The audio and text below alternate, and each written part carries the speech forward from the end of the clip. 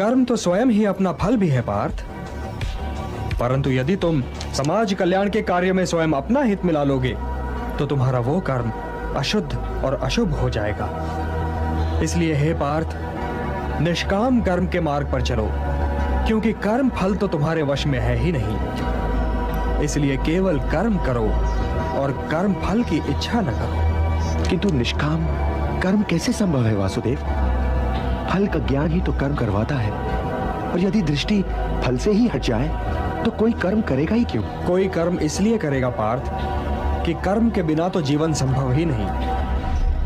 कर्मण्येवाधिकारस्ते मा फलेषु कदाचन मा कर्म फल हेतुर्भूः मा ते संगोस्त्वा कर्मणि। कर्म फल तुम्हारे वश में नहीं है। यदि तुम ये सोचो पार्थ कि चाहे विजय हो चाहे पराजय, किंतु तुम तो केवल इसलिए युद्ध कर रहे हो कि युद्ध करना तुम्हारा कर्तव्य है, तो विजय के सुख या पराजय के दुख का प्रश्न ही नहीं उठता। और जो न विजय से सुखी हो और न पराजय से दुखी, वही स्थित प्रज्ञ है।